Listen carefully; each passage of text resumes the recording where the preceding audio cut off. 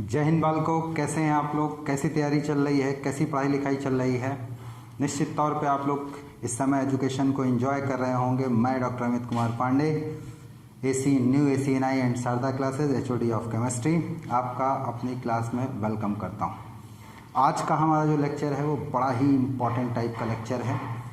आप इस समय ख़ास तौर से वो स्टूडेंट जो कि 11th से 12th में जा रहे हैं, साथ ही साथ उन स्टूडेंट के लिए जो कि 12th के साथ चाहते हैं कि कंपटीशन हमारा किसी भी सूरत में निकल जाए, ख़ास तौर से मेडिकल और इंजीनियरिंग का, नीट और IIT JEE मेंस का।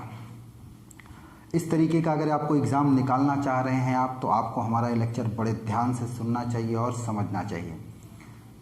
हम जब इस लेक्चर को डिलीवर कर रहे हैं तो इस समय अभी JEE और नीट का आप कह सकते हैं कि फॉर्म नहीं आया हुआ है और हमें इसके सिलेबस का आइडिया नहीं है, जबकि पूरी कंट्री अपनी कोरोना पेंडेमिक से गुजर रही है, जिस पर कि गवर्नमेंट ने आप लोग का सिलेबस करीब करीब 30% CBSE का, NCERT का रिड्यूस किया है हर एक चैप्टर में, चाहे वो फिजिक्स रहा हो या केमिस्ट्री, मैथमेटिक्स या बायोलॉजी रहा हो। तो केमिस्ट्री पोर्शन में भी जो चैप्टर हटा दिए गए हैं, निश्चित तौर पे आने वाले नीट या JEE के एग्ज़ाम में भी सिलेबस में इन टॉपिक को हटाना चाहिए, जो कि मेरा अपना एक्सपेक्टेशन है।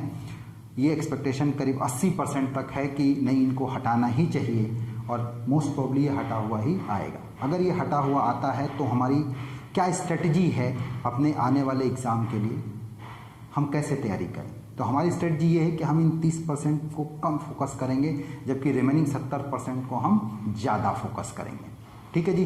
तो जो 30% है जो हमें फोकस करना है, जो 30% हमको नहीं फोकस करना है, वो कौन कौन से टॉपिक हैं? ठीक है, तो उन टॉपिकों को थोड़ा सा आप ध्यान से देखें। अगर हम 12th की बात करें तो 12th में केमिस्ट्री में सबसे पहला चैप्टर है पहली बुक का सॉलिड स्टेट। इसमें जो पोर्शन हटाया गया है वो पोर्शन है इलेक्ट्रिकल एंड मैग्नेटिक प्रॉपर्टी, बिल्कुल लास्ट का जो पोर्शन है। बैंड थ्योरी जो मेटल्स का है, जिसपे कि हम कंडक्टर, सेमी कंडक्टर और इंसुलेटर को डिफाइन करते हैं, साथ में N and P type semi conductor, इस पोर्शन को सॉलिड स्टेट से हटा दिया गया। इसी तरीके से अगला टॉपिक आता है, अगला चैप्टर है आपका सोल्यूशन। तो सोल्यूशन में इन्होंने हटाया है एबनॉर्मल मॉलिक्यूलर मासेस 1/2 फैक्टर। पर मैं आपको बताऊं कि सोल्यूशन का ये टॉपिक आप ले करके चलेंगे, क्योंकि बिना इस टॉपिक के क्वेश्चंस बनते ही नहीं हैं। हाँ, सॉलिड स्टेट में ये टॉपिक वैसे भी कम इम्पॉर्टेंट थे, कभी कभार क्वेश्चन आते थे और इस बार हटा भी दिए गए। तीसरा चैप्टर आपका इलेक्ट्रोकेमिस्ट्री है। तो इलेक्ट्रोकेमिस्ट्री में जो लास्ट का यूज़ है आपका लेड एक्यूमुलेटर हो गया, फ्यूल सेल हो गए, कोरिजन हो गया, लॉ ऑफ इलेक्ट्रोलिसिस, जिसका कि फ्राइडे फर्स्ट और सेकंड लॉ एलिमेंट्री आइडिया हम लोग पढ़ते थे, ड्राई सेल हो गया, इलेक्ट्रोलिटिक सेल हो गया, गैल्वानिक सेल हो गया। जो लास्ट वाला पोर्शन है वो उन्होंने हटा दिया है। तो वैसे भी इस पोर्शन से काफ़ी कम क्वेश्चन आता था, बहुत ज़्यादा क्वेश्चन नहीं आते थे। नाउ अगले वाले चैप्टर पे अगर हम लोग आए केमिकल काइनेटिक्स, तो केमिकल काइनेटिक्स में इन्होंने हटाया है क्वेश्चन या टॉपिक जो हटाया है कंसेप्ट ऑफ कोलिजन थ्योरी, जो कि elementary idea, no mathematical treatment. इसके अलावा एक्टिवेशन एनर्जी, आर्हीनियस इक्वेशन। तो मैं कहूँगा कि इन टॉपिक को आप पढ़ते ही चलिएगा, क्योंकि इनके हटने से आप इस चैप्टर को ही नहीं समझ पाएंगे। तो हटना ना हटना इसका बराबर है, इसको आप पढ़िएगा, इसको नहीं छोड़िएगा। हाँ, सरफेस केमिस्ट्री में इन्होंने इमल्सन्स को हटा दिया, टाइप्स ऑफ इमल्सन्स हो गया, oil in water, water in oil, ये हटा दिया इन्होंने। कैटालिसिस वाले पूरे चैप्टर को ही हटा दिया है, होमोजीनियस, हेट्रोजीनियस, ये activity and selectivity of solid catalyst, enzyme catalyst, ये पूरा कैटलिस्ट वाला चैप्टर है, उसको इन्होंने हटाया। अब अगर आप देखें metallurgy, general principle and process of isolation of element, पूरा चैप्टर ही इन्होंने हटा दिया है। अब आते हैं हम लोग किस पर, आपका P ब्लॉक पर। तो P ब्लॉक में ध्यान से देखें इन्होंने क्या क्या हटाया है। Preparation and properties of phosphine, sulphuric acid, industrial process of manufacture, oxides of nitrogen, structure only, phosphorus में allotropic form, compounds of phosphorus, preparation and properties of halides and oxo acids, elementary idea, ये portion उन्होंने हटा दिया है। D and F block पर अगर हम लोग आते हैं, D and F block element, अगला चैप्टर जो है, इसमें chemical reactivity of lanthanide and actinides, electronic configuration, oxidation state and comparison with lanthanide, मतलब लैंथेनाइड एक्टिनाइड वाला पोर्शन ही हटा दिया। साथ में जो 2 कंपाउंड जिनका की प्रिपरेशन प्रॉपर्टीज़ दिया रहता था, potassium permanganate and potassium dichromate, preparation and properties of KMnO4 and K2Cr2O7, इसको भी हटाया है।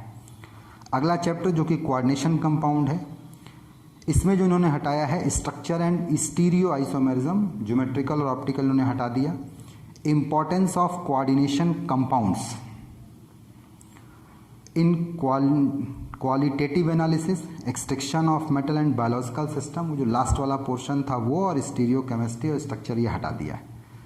ज्योमेट्रिकल ऑप्टिकल वगैरह वाला पोर्शन पूरा हटा दिया। ये एक इम्पॉर्टेंट पार्ट था जो कि जिससे क्वेश्चन आ सकते थे, इस बार में नहीं आएंगे। Haloalkanes and haloarenes वाले अगर टॉपिक में हम लोग आते हैं तो uses and environmental effect of dichloromethane, trichloromethane, tetrachloromethane, iodoform, freon और यूटी, मतलब लास्ट का जो एप्लीकेशन वाला पार्ट है ये पूरा इसको हटा दिया। 2 पन्ने हैं उसको हटा दिया इन्होंने। अल्कोहल फिनॉल ईथर में फिर वैसा इन्होंने किया है कि uses with special reference to methanol and ethanol, वही लास्ट वाला पोर्शन इन्होंने हटाया।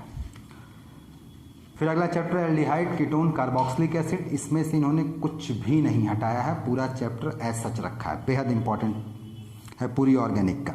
लास्ट में आप आइए अगले चैप्टर पे बायोमोलिक्यूल्स में। इन्होंने बायोमोलिक्यूल्स में ओलिगोसैकेराइड्स को हटाया है, सुक्रोज, लैक्टोज, माल्टोज जो इनके स्ट्रक्चर थे ये इंपॉर्टेंट था लेकिन इसको हटा दिया। पॉलीसैकेराइड्स में स्टार्च, सेलुलोज, ग्लाइकोजन ये भी इंपॉर्टेंट था, हटा दिया है। इंपॉर्टेंस ऑफ कार्बोहाइड्रेट जनरली साफ ही है। विटामिन्स हटाया है, एंजाइम्स हटाया है, एलिमेंट्री आइडिया वगैरह ये सब हटा दिया। तो किसको इन्होंने इंक्लूड किया बायोमोलिक्यूल्स में? प्रोटीन, एमिनो एसिड्स, इसके बाद जो आपका शुगर वाला पोर्शन है, डीएनए, आरएनए वगैरह का, न्यूक्लिक एसिड, ये सब इसको इन्होंने रिटेन किया है। पॉलीमर्स और केमिस्ट्री इन एवरीडे लाइफ ये पूरा चैप्टर ही हटा दिया। जी हाँ, ध्यान दीजिएगा, पॉलीमर्स एक chapter, chemistry in everyday life एक चैप्टर, ये दोनों चैप्टर पूरे 12th के सिलेबस में इस बार नहीं आ रहे हैं। क्लियर है हमारी बात? तो अब अगर आप पढ़ते समय हमारे इन टॉपिक्स को ध्यान रखेंगे कि इनको हमें थोड़ा सा कम पढ़ना है, या अगर इसका एप्लीकेशन नहीं है तो हमको इसको नहीं सीखना है तो भी कोई दिक्कत नहीं होगी, क्योंकि नेक्स्ट ईयर इससे क्वेश्चन आपका नहीं आएगा, बिकॉज गवर्नमेंट ने ये पोर्शन आपके सिलेबस से हटा दिया है बिकॉज ऑफ इतने दिन स्कूल जो आपके बंद रहे हैं। ठीक है जी, तो जो 70% है उसी को जम के फोकस करना है, जितना हम कर सकते हैं बार बार रिवीजन पे लेकर के आना है, डाउट्स वगैरह उसके क्लियर करने हैं। निश्चित तौर पे आप एक बड़ी रैंक हिट करोगे, किसमें? आपका 2021 में, 2021 में चलेगा। तो आपका दिन बहुत अच्छा हो। मैं डॉक्टर अमित कुमार पांडे, ठीक है, मेरे साथ केमिस्ट्री में बने रहिए, हंसते रहिए, मुस्कुराते रहिए, एंजॉय करते रहिए और हर दिन कुछ ना कुछ हमारे साथ सीखते रहिए, जिस पर कि आप अपनी लाइफ में आगे बढ़ते रहें, कंसेप्ट को गेन करते रहें। ठीक है जी, जय हिंद बालकों।